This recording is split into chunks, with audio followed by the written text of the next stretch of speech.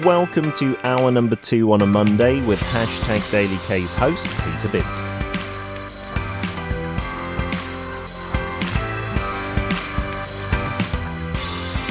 Tired of just scratching the surface of Korea? Want to get deep in the weeds? We unpack everything about Korea through its history on Now and Then with David.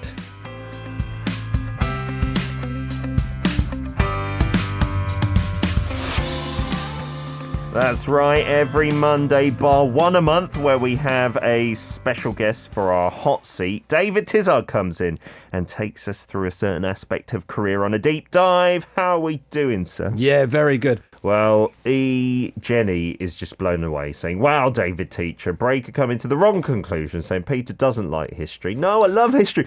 And you're right, the stories, the narrative, that's what makes history fabulous as well. I do love that. And I think us as humans, we need those stories. And you are the best at these stories in Korea for us. So we're so lucky to have you on Daily K. Have you been having a good 2023 so far? Excellent. Going well? Yeah, excellent. I feel happy, healthy, strong. Let's bring it. I'm ready for the year ahead. Boom. I'm not sure what's going to happen. I wrote this, like, there's going to be a big event. There's going to be a black swan in Korea in 2023. We don't know what it will be. So everyone's making predictions about birth rates and economies and North Korea. But something will happen this year that no experts. Okay. I've got a blue tick on Twitter, a PhD. I'm a Korea expert. Something will happen this year that no one can quite predict. Just like we saw Squid Game, like we saw the tragedy of Itaewon, like COVID. Nobody predicts these things, but they come along. So who knows what it might be in 2023. Yeah, we'll look back at it maybe in 12 months' time, Today, I haven't given it away. I've just said we're talking about the next frontier of Hallyu. So I wonder what many of our listeners are expecting. What's today's topic, Dave? This morning, we're talking about Webtoons as the next, or perhaps even as the current frontier of Hallyu.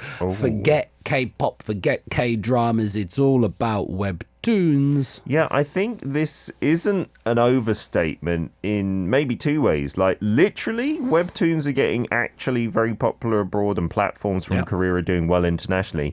But then secondarily, and I think this will affect more people, is a lot of your content that you're watching, maybe movies or films, come from Webtoons, right? Whether you know it or not. An unbelievable amount. Just look at the picture we'll put up here for you now.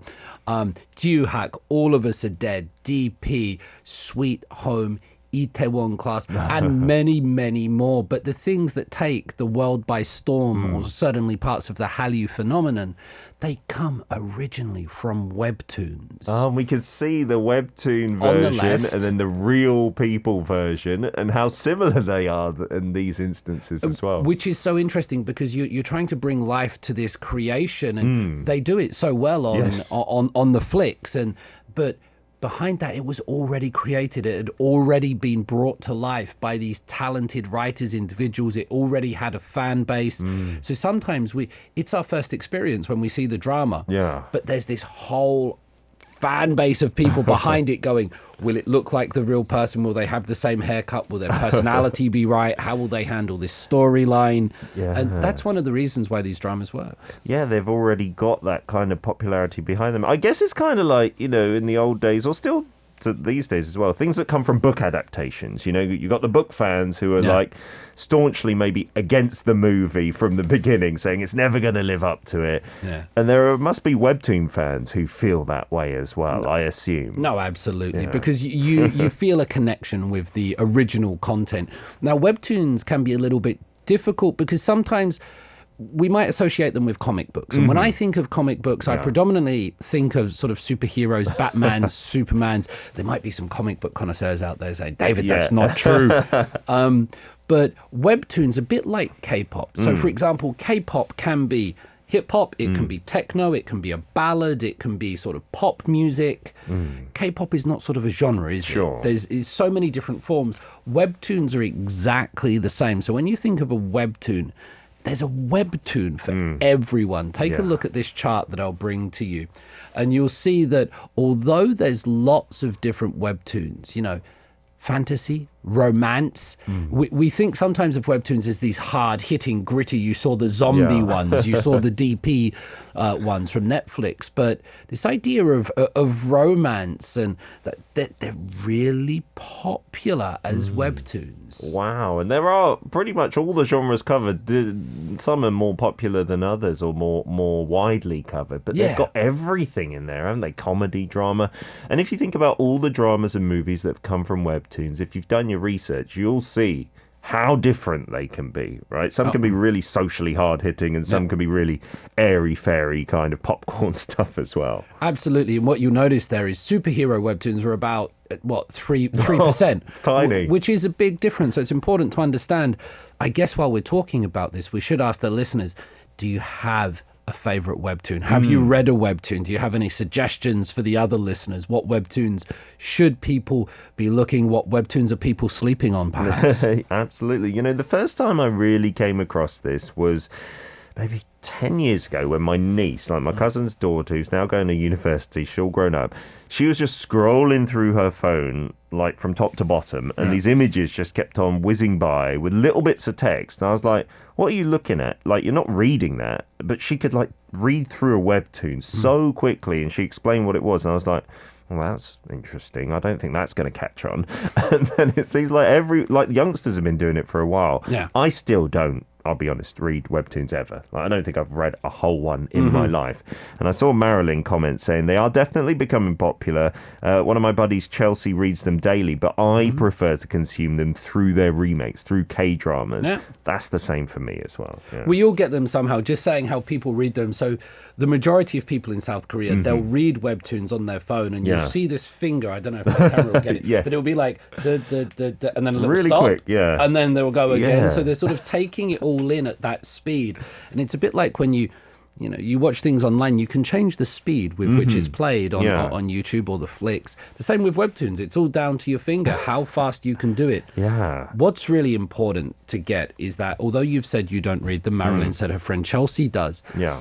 In South Korea, the people that read webtoons are young girls going to middle school. They're businessmen in their 40s. They're university students. Webtoons really seem to span the whole population. It's not like some kind of nerdy culture. No. It's not something just associated with one demographic in society or age, but you'll find lots of people into webtoons. And when you sit down on the subway in South Korea and you look around, a lot of people will be watching stuff, and a lot of people will be using that time to read webtoons. Yeah, that's a really good way to like see a snapshot, right? Get on the subway and just peer over people's shoulders.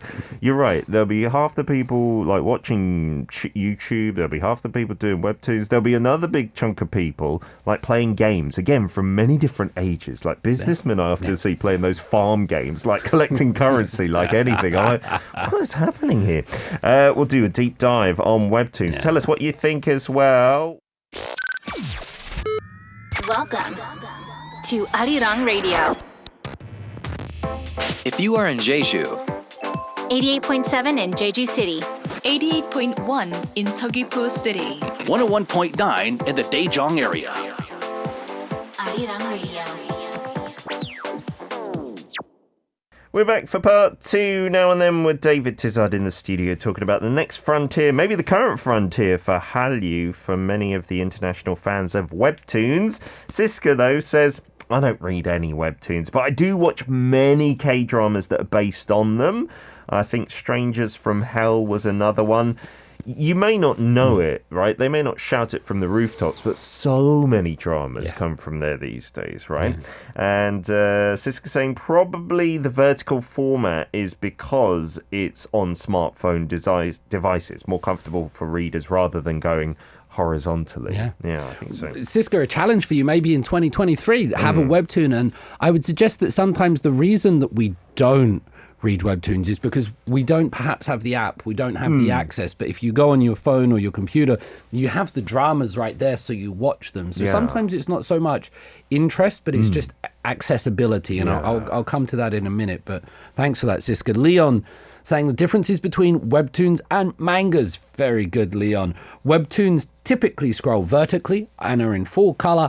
Mangas often black and white, read horizontally. That's a good way of describing the difference between them. Yes. The classic mangas. And, you know, Koreans used to be into a lot of those mangas translated into Korean, and those comic book shops that you used to find here, there, and everywhere. And they're retro, so you can find them still these days and go in and have a look. I think one of them, Slam Dunk, about basketball, they've got a movie out at the moment which is going crazy. It's going crazy. All my Insta stories, I go through them, and it's just people going to watch this movie, the Slam Dunk movie. They're all about it. So that's the big thing trending at the moment in South Korea. Now, why are webtoons popular? So many reasons, but one of the things that we need to understand is this concept of snack culture. Now, for example, I didn't plan this, but this is the book that I'm reading at the moment. It's a this very is thick 400 pages by the lead singer of Talking Heads, How Music Works. Wow. It's amazing. I started reading this on Saturday, by the way, Pete. You're nearly at the end. I've nearly finished it. Oh, my goodness. But that takes hours. You have to sit down, and that's like watching a movie. Snack culture. So this is the word or the term that they use in South Korea. Snack culture refers to, excuse me, you've got 5 minutes on the subway. It's not enough time really to pick up a 400-page book. You've got 2 minutes in the elevator. You've got a little bit of time here and there. And so webtoons are used for that type of behavior, for those little periods. And here it's called snack culture. Some people will watch clips. This is really popular these days. People won't watch a whole drama. You'll ask them, have you seen that drama? They'll say, no, I've seen tal or clips online, right? Yeah, so the that's short clips, right? That's also part of the snack culture, but that's why webtoons thrive, I think. It's not people always sitting down for hours. It's like, I've got 5 minutes, I'll look at that. And so a webtoon, like, because some comics are pretty long and will take you ages to go through the pages, but some webtoons you can be done and dusted in way under like 10 minutes. Yep. Yeah. Wow. And so I think it's part of the technology, part of our society. We want this short form entertainment. Webtoon sales are rising, so they've grown sort of 4 times since 2017. They bring in billions of won, and it's growing and it's growing and it's growing. The companies know this. But I want to bring you to one interesting statistic here, which is that when a survey was done of these webtoon artists, who produces the webtoons originally that become all the dramas that we love, when they did a survey of 846 webtoon writers in 2021, 7 out of 10 were females. And those in their teens and 20s accounted for around 80%. Wow. So what you find with these webtoons, it's predominantly dominated by young people, the writers, and it's also dominated by women.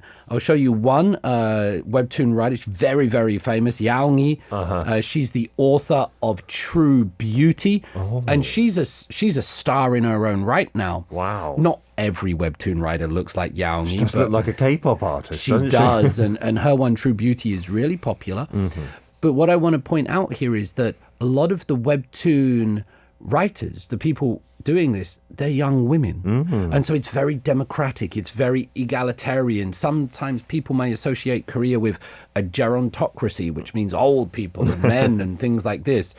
But the webtoon industry is changing that, because to get involved, all you need is a pad and a pen. Sure. And you don't need the whole thing behind you. And that's a brilliant thing. There's very low barriers to it, and that's why a lot of young people want to just create their own content like that. And that's a bigger trend, isn't it, for things like YouTube and other platforms like podcasts. Like, anyone can do it. But it's interesting to see the majority are young females. That's great, isn't it? It is. It's giving them an outlet and a way to express themselves. And there might also be something in the society where they feel a deal of oppression or things like this. They need an outlet. And Korean society is not always the easiest to do that with its honorific languages and hierarchy. Perhaps the webtoon gives them a way to express those feelings. That's very cool. And I feel that like the precursor, right? Manhwa, as we call it in Korea, the comics, they've had a kind of interesting role in society for a while, right? So I want to get up to the current. So I'm just going to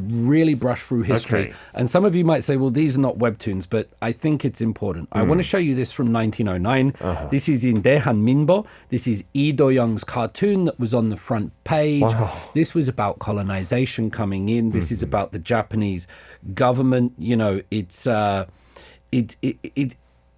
the cartoon is criticizing Japan. It's saying, look what you're doing to our people. So these ideas of history doesn't always have to be textbooks.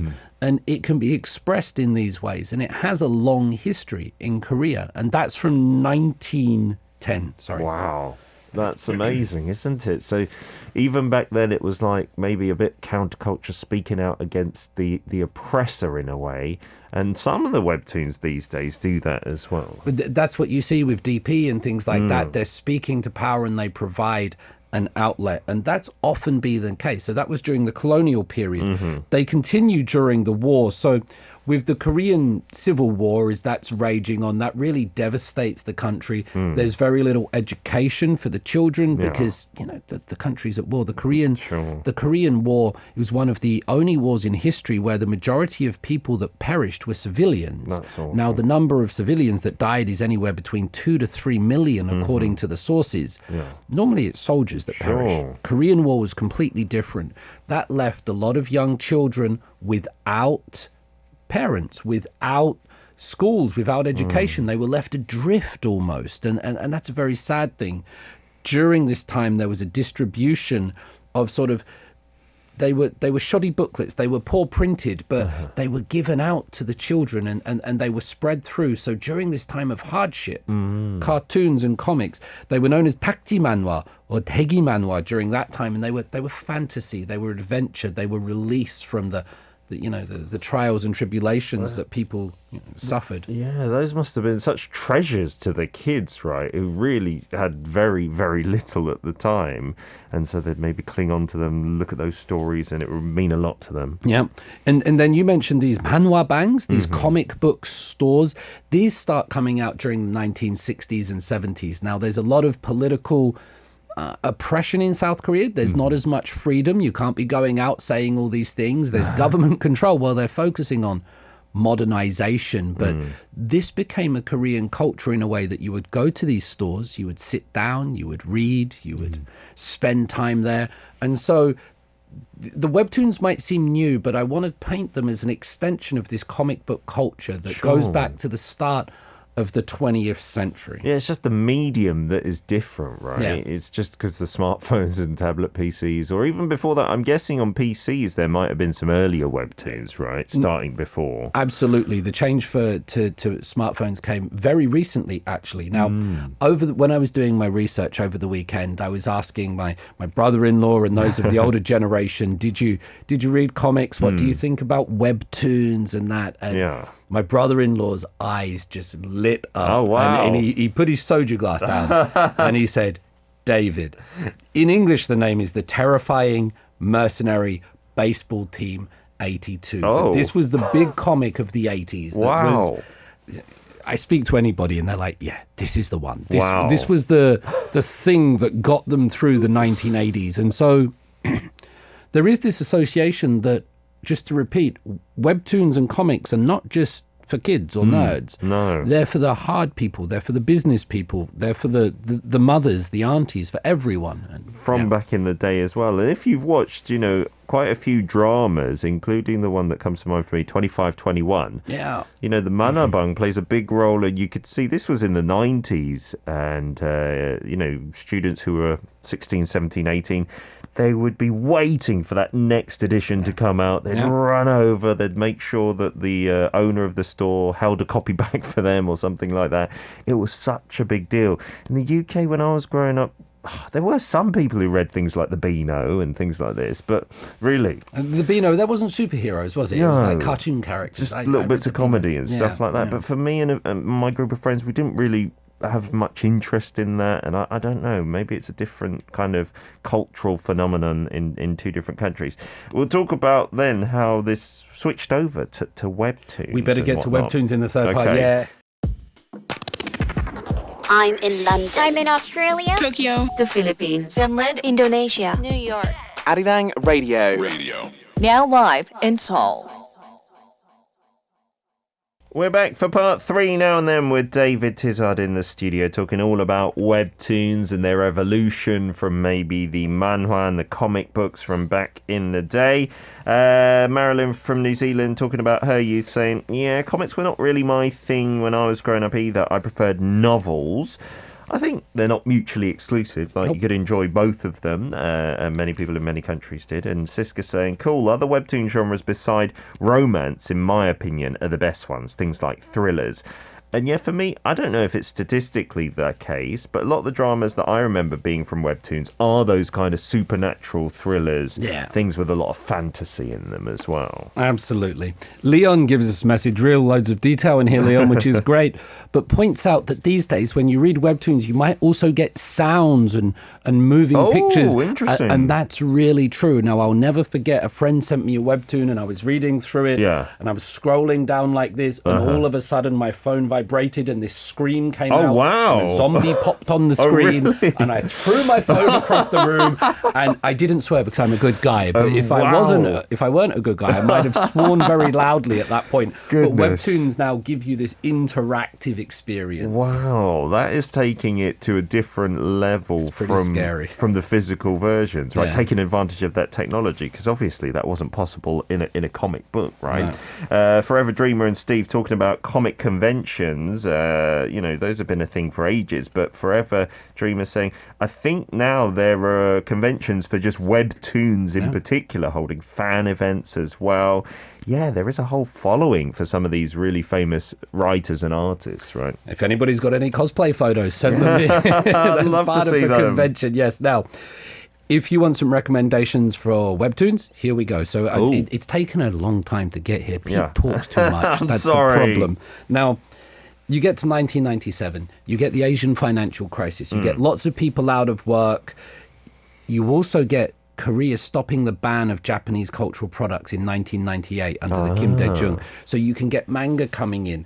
You get people out of work. You get the rise of the internet, and all this results in webtoons. It doesn't just come out of a vacuum. There's social, political, and cultural, technological changes all taking place. And slowly we get webtoons. Now, they often start self-publishing as a hobby. So the most popular ones in the early 2000s, I'll try to show you some pictures coming up, not the baseball one, PD Nim, but the next one. You get Love Story by Kangpul, Snowcat, by Snowcat, and Marine Blues by Jung Chul-hyun. Now, these were the sort of really big initial ones at the start of the 2000s. And if you've ever used, I don't know if we're allowed to say it, Akao Talk, you will see that many of the emoticons and that, they're pretty similar, aren't they? They do have a very similar vibe to the bottom photo in particular, don't they? Wow. And that's how they start. So they're largely as a hobby, and they're done in this kind of amateur self-publishing way. Then in 2004, Taum launches Taum Comics World, and Kangpul's Love Story gets released on this. It's the first serialized long-form webtoon, so it's something that runs and runs and runs. Gets over 60 million views. Wow. People realize, wow, this is a market. People want this, right? And I wonder if initially, because when it's amateur and people are doing it as a hobby, I'm guessing a lot of it is just put out there for free, right, on blogs and whatnot. It's put out there for free, and they'll get money sent to them. People will give them gifts and things like this. But when it goes on to Down Comics, and then a year later, 2005, we have Naver Webtoon, and this has Josok's Sound of Heart. Now, this runs for 1,000 episodes over 14 years, averages 5 million views per episode. Wow. 2006 to 2020. So you can see that both, the two portals, they have their main flagship webtoon that's going out across these ones. And if you're a fan of that, imagine 14 years you're invested in these webtoons. That's hilarious, that one, Mamazori. And it was huge. It's been turned into a cartoon. I dubbed some of it in English. Oh, no way. They taught English through it as well. And the characters, it's definitely targeting more, I'd say, adults than than children, and there's a bit of colourful language from time to time. And the main readership are people maybe in their 20s, 30s, 40s, 50s, all of getting annoyed by daily life, and then the character kind of has their trials and tribulations. It's hilarious. Wow, 14 years. It's a bit like the Pengsu character, wasn't it? It's very liked by adults. So for those of you out there that think these are comic books, they're enjoyed by adults and they're kind of deep and frustrations in daily life. 2010, you get Ju Ho Min's Along with the Gods. Now, this is a huge thing. The movies themselves were huge, but again, it starts on the webtoon. This is how it comes. The data behind this is incredible. It was super popular, but there's probably one that's even more popular that comes out in 2012. You'll know this one, Pete. This comes out on Daum. The next one is Miseng. And that drama was huge as well, wasn't it? I mean, the drama was huge. It was more than a webtoon. It became a cultural movement. And the thing about Miseng is it's not about like fantasy or all these, it's just kind of daily life stuff. It's just the trials and tribulations of being a 30-year-old or a 20-year-old in South Korea. And the reason it was so popular is because it resonates, because it speaks truth. And we started this thing talking about fiction, telling you more than fact. Miseng was so true to so many people, despite it being a work of fiction. Yeah, the office backdrop, and again, those kind of trivial little daily hardships captured the imagination. 1 billion views, I see it says there. That's within crazy. a year. Like, people are just over and over and over. And so, you know, we often hear this in K-pop and things, how many views, but it also applies to webtoons. I'm not sure how much time we've got, but Solo Leveling in 2018, you start seeing them go a little bit more global. So this is a recent thing that's been huge in Korea. Yeah. But with Solo Leveling, this is one that starts hitting Japan, Germany, Brazil. So you can see the global nature of it there, and the money. Now the webtoons are starting to earn money, because in 2013, around this time, they start charging people to read content. It also goes from desktop to smartphone. So the monetization is there, the way people interact with it. You don't need a computer. You can do it anytime in that snack culture, and it's just exploding now. Yeah, so I'm wondering, like, for the longest time, how the writers and artists made money, but now you're seeing there are still ones that are available for free. Yes. And I think there's some of them that use the advertising model, right? Yeah. So you're looking at some ads before or during the webtoons themselves. But now, there are a lot of platforms that charge membership. And even abroad as well, there are lots of people paying for that and just getting completely ad-free content. Which is good, because that means the artists themselves can get money and it can be pursued as a career. Because these days in society, there used to be this story in Korea that if you studied hard, went to university, you would get a job, you could buy a house. Yeah. People don't believe that anymore. Right? And so people want these new avenues to success, and becoming a YouTube star or becoming a webtoon artist is one way, and both YouTube and webtoons now offer money. It's monetized. Sure. Things like the gram, they don't offer any financial benefits if you're big on that, but these two avenues do. I want to, if we can, this last trend, which is that things that are big now as dramas, they then become webtoons. So it's the reverse, isn't it? It's the reverse trend. So, like, maybe one day we'll see Daily K Arirang become a webtoon, and you can see Pete with his amazing hair as a webtoon artist. But it's interesting. The reverse is happening. Young-woo, huge drama. What did they say? Let's make it a webtoon. Let's flip it on people. Yeah, I'm really curious, like, how popular those things are or will be, because that's not the first example. I think there's been a few that have happened, right? Yeah. But She Would Never Know is one. Okay. Good Doctor. I wonder, how people react to this having been a drama first, because we talked about the other way round. There must be some drama aficionados who say, oh, that webtoon's not quite as good, maybe, that way round. Who knows? David, as ever, thanks for the deep dive, and we'll see you again next Monday. See you next time. Thank you very much, everybody. You can listen to Monday's segment Now and Then with David Tizard every Monday from 10 a.m. KST on #DailyK.